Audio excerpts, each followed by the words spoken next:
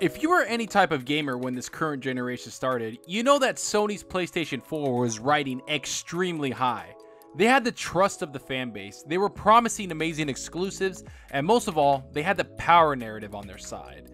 It was nirvana for anyone that was a huge PlayStation fan. They were getting everything they wanted from their system. But as time went on, competition started to ramp up. Nintendo launched the Switch, Microsoft launched the Xbox One X, and bought a bunch of studios to compete. Yet even then, fans still clamored to the idea that exclusives are the only reason to buy a PlayStation 4 over every other system around. These exclusives, in many ways, are the heart and soul of the PlayStation brand, and the identity that a lot of so-called hardcore gamers defend to the end, that you can't play these exclusives anywhere else. And well, with everything that's been going on lately, it would seem that PlayStation is losing its identity very quickly. And I'm going to go into a lot of detail about why I think losing this identity is one of the smartest moves the company has done in years. But before I do that, if you like the video, please hit that subscribe button and that like button. The support is greatly appreciated. But let's dive right into why PlayStation is slowly losing their identity and if it's actually a bad thing for the company or something they have to do. There's going to be a couple of topics I'm going to talk about, and I'll go into detail about why it's a smart move for Sony to move away from their traditional way of thinking and embracing the future is the right move. The first one has to be about the cloud partnership they have with Microsoft. At Investors Relations Day, Yoshida talked for a little while about how Sony has struggled with a lot of their online infrastructure. He goes into detail by saying, "We've been working with streaming services over the last 5 years and there are various difficult aspects.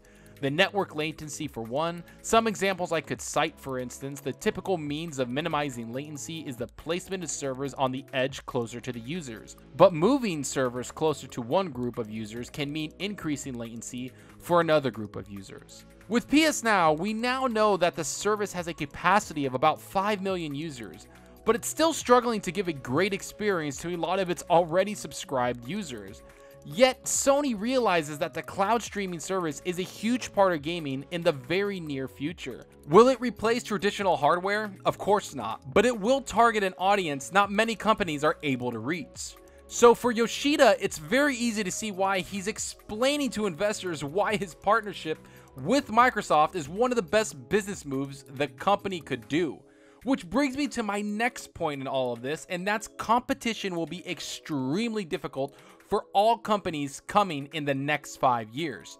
Jack Tretton, who was PlayStation American boss, had this to say: "They'll be well positioned, but I do think they'll face exceptionally more competition than they did the last time around. Microsoft should give them a better run for their money, and Stadia is a new wrinkle in the market that didn't exist in 2013.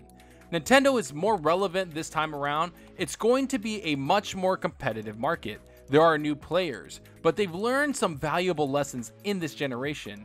It should be great for everyone in the business, whether you're a developer or a gamer. It's going to keep everyone on their toes." This is a direct quote from Jack Tretton, who explains that Sony might be in a great position for next generation, but they need to understand that competition will be at an all-time high next generation.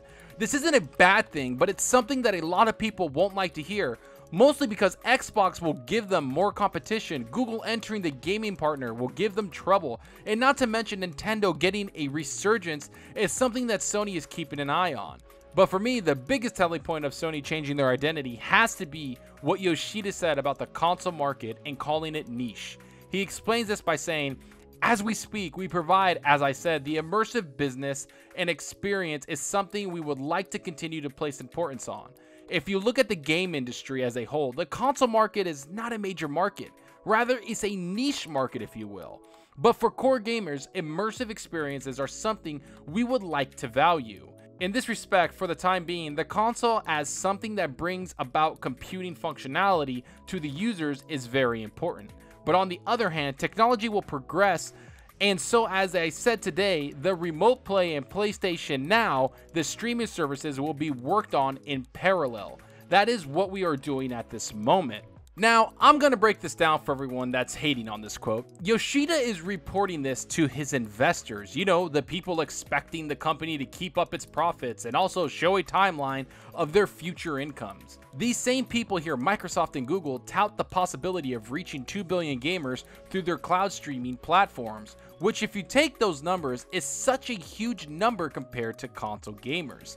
The console generation is probably going to end with PlayStation 4 selling a little over 100 million consoles, which is an amazing number and an awesome accomplishment.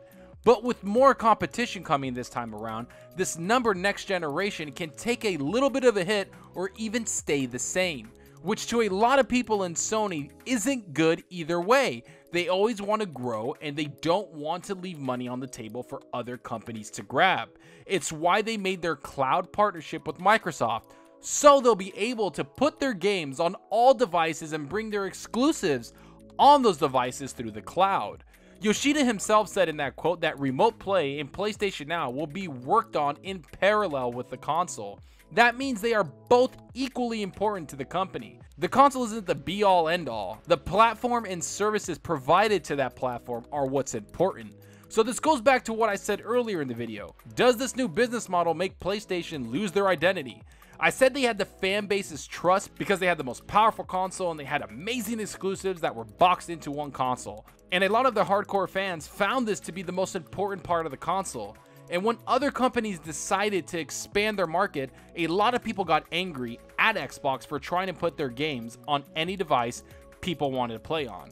But now PlayStation higher-ups are saying console gaming is niche, the cloud is equally important to the console, and is making deals with the same company that was paving the road for over 2 years now. So to answer everyone's question, I have to say no. PlayStation isn't losing their identity. They are adapting their identity so they can survive in this gaming market that will surely change and expand beyond anything we've ever seen before.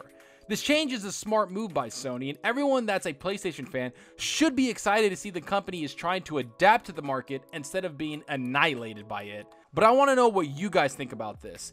Do you think PlayStation has lost their identity? Is this the right move by Sony to make this partnership? Is console gaming really that niche? Is the direction PlayStation is going something you support? Will you love exclusives to be on multiple devices? Are you happy that your console won't be boxed in and keep your games on one machine? Go down below and let me know.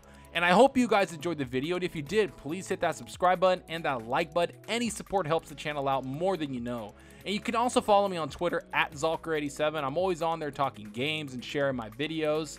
Also, follow me on Twitch. The link will be in the description. If you want to hang out and chat with me, I'm very active with my chat and always playing games. I hope to see you guys there.